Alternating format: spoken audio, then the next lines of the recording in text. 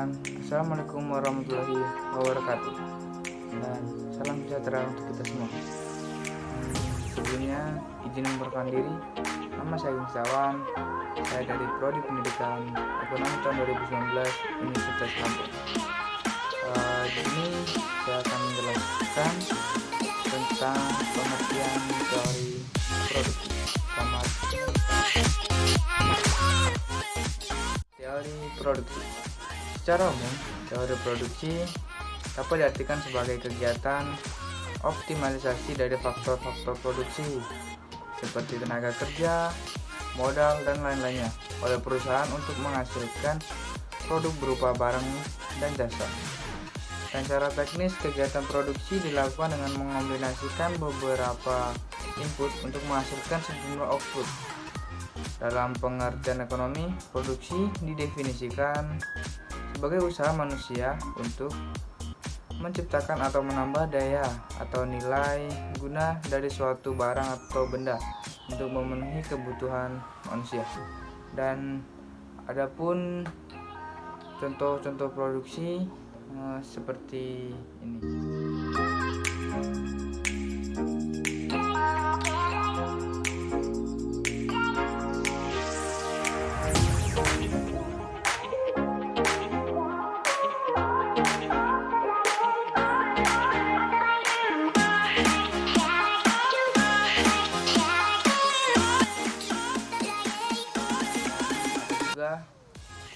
Ciri-ciri produksi. Yang pertama yaitu adanya kegiatan perusahaan membuat barang yang akan diproduksi. Dan yang kedua, adanya penghasilan dan jasa yang diproduksi. Dan yang terakhir, adanya meningkatkan nilai guna barang dan jasa. Dan dibalik itu juga ada pun pembagian produksi. Pembagian produksi dapat dibagi menjadi 5 kategori, yaitu yang pertama, bidang ekstraktif. Bidang ekstraktif adalah semua usaha yang dilakukan dengan cara mengambil hasil alam secara langsung. Dan yang kedua yaitu bidang agraris. Bidang agraris adalah setiap usaha dengan mengelola alam agar memperoleh hasil yang dibutuhkan. Dan yang ketiga yaitu bidang industri. Bidang industri adalah setiap usaha yang dilakukan dengan cara mengelola bahan mentah sampai menjadi barang jadi. Dan yang keempat, bidang perdagangan. Bidang perdagangan sendiri adalah setiap usaha yang dilakukan dengan cara membeli dan menjual kembali tanpa merubah bentuk barang yang dijual tersebut. Dan yang terakhir yaitu bidang jasa. Bidang jasa sendiri adalah setiap usaha yang dilakukan dengan cara memberikan jasa pelayanan kepada masyarakat. Dan selain dapat dibagi menjadi beberapa bidang, produksi dapat dibagi menjadi beberapa tahap, yaitu yang pertama, tahap sektor produksi primer, meliputi bidang ekstraktif dan bidang agraris. Yang kedua, tahap sektor produksi sekunder, meliputi bidang industri dan bidang perdagangan. Dan yang terakhir yaitu tahap sektor produksi tersier, meliputi bidang jasa. Dan dalam teori produksi juga dikenal beberapa cara yang dapat digunakan untuk meningkatkan produktivitas, yaitu yang pertama, ekstensifikasi.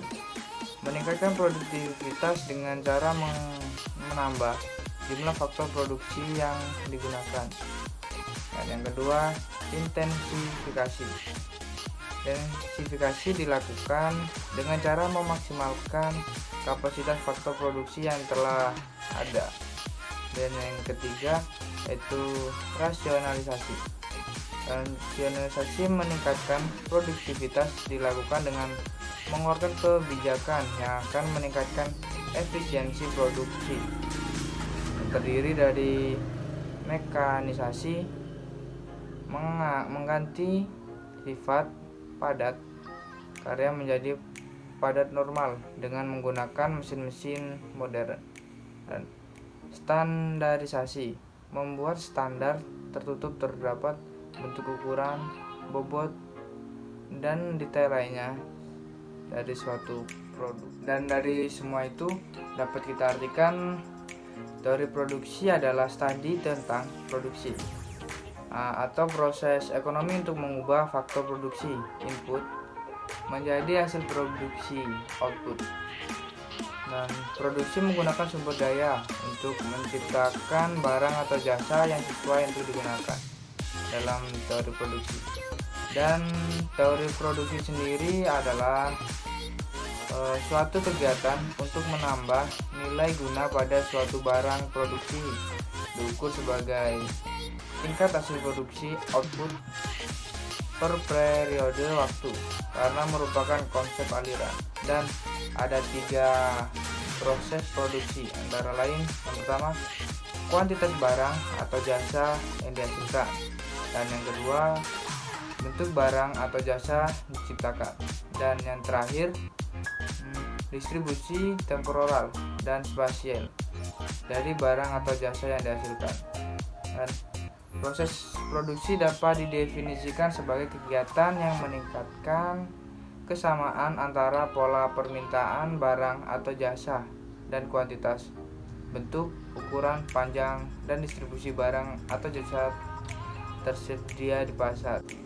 Dan ada salah satu tokoh yang mencetuskan hukum tentang teori produksi, yaitu David Ricardo mencetuskan suatu hukum, yaitu hukum hasil yang semakin berkurang, the law of diminishing return. Hukum ini menyatakan bahwa penambahan faktor produksi tidak selalu memberikan peningkatan hasil yang sebanding. Pada titik tertentu, penambahan hasil akan semakin berkurang meskipun faktor produksi terus ditambah. Hal ini dikarenakan penambahan input secara terus-menerus akan berakibat pada jumlah input yang melebihi kapasitas produksi sehingga produktivitas tidak lagi maksimal. Dan yang terakhir ada jangka waktu produksi. Jangka waktu produksi terbagi menjadi 2, yaitu yang pertama produksi jangka waktu pendek dan yang kedua produksi jangka waktu yang panjang. Kita mulai dari jangka waktu yang pendek. Jangka waktu pendek short run, yaitu jangka waktu ketika input variabel dapat disesuaikan namun input tetap tidak dapat disesuaikan. Dan yang terakhir jangka waktu panjang long run, merupakan satu waktu di mana seluruh input variabel maupun tetap yang digunakan perusahaan dapat diubah. Dan adapun tujuan dari 2 jangka waktu tersebut adalah membedakan jangka waktu atau periode dalam produksi adalah untuk meminimumkannya biaya produksi. Dan dari semua yang saya jelaskan tadi dapat saya simpulkan biaya produksi yang terlalu tinggi akan berakibat harga pokok produksi menjadi besar, dan hal ini akan mengakibatkan tingginya harga jual pokok sehingga tidak akan terjangkau oleh konsumen. Mungkin ada, tapi pasti berkurang. Dan inilah yang merupakan tugas dari bagian produksi. Tugas-tugas tersebut akan dapat terlaksana dengan baik apabila mengacu pada pedoman kerja tertentu. Dan sekian presentasi dari saya yang dapat saya sampaikan. Kurang lebihnya saya mohon maaf. Dan saya akhiri. Wassalamualaikum warahmatullahi wabarakatuh.